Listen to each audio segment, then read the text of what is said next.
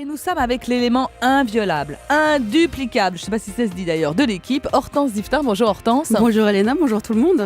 Alors vous, la fraude ne passera pas par vous, c'est cette idée ? Non, moi je suis ennuyée à la maison mince, parce que oui, mon mari a remarqué comme une légère erreur sur son relevé de banque. Lui qui le regarde jamais d'habitude, là franchement c'est pas ma veine. Depuis qu'il a compris qu'il pouvait aller vérifier ses comptes tous les jours sur internet, c'est plus difficile de se faire plaisir maintenant à la maison.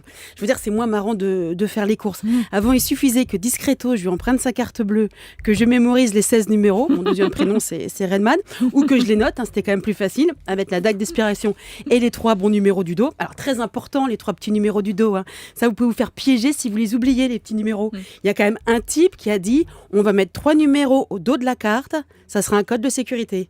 Tout le monde peut le lire, oui, mais on espère que beaucoup de gens oublieront de tourner la carte. Fuité parce que c'était pas gagné.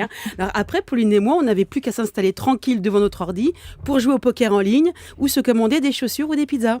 Maintenant, c'est plus possible. Parce que je ne sais pas ce qui s'est passé, mais maintenant, la banque de mon mari, elle a la mauvaise idée de lui envoyer un petit SMS à chaque fois qu'on fait une transaction. Alors, à moins de lui emprunter en plus son téléphone, ça devient très très compliqué. Mais là où j'ai été nulle, c'est que les fêtes de Noël approchant, j'ai décidé de me faire moi-même son cadeau de Noël. Ça fait des années que je reçois des cadeaux bidons à Noël. Là, j'avais envie de me faire plaisir et de lui faire par la même occasion une surprise. Ouais. Mais je ne pensais pas qu'il l'aurait tout de suite, la surprise. Je pensais qu'il était encore en débit différé. C'est que je voulais attendre Noël pour lui montrer la jolie montre que je m'étais choisie. Total des courses, il est persuadé qu'on lui a copié sa carte bleue. Là, je suis un peu embêtée parce qu'il est très très énervé. C'est qu'il veut faire opposition. Mais je lui ai dit, si tu fais opposition, on va se retrouver au moins pendant 10 jours sans carte. Qui dit pas de carte, dit pas d'essence. Et qui dit pas d'essence, dit pas de kangou. Voilà. Et elle n'a rien voulu entendre. Donc j'ai fini par avouer que j'avais fait quelques courses pour la maison avec sa carte bleue et que manifestement, j'avais dû oublier de le prévenir.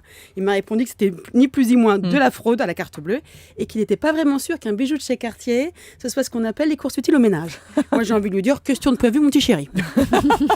Voilà, on va laisser peser ma petite dame.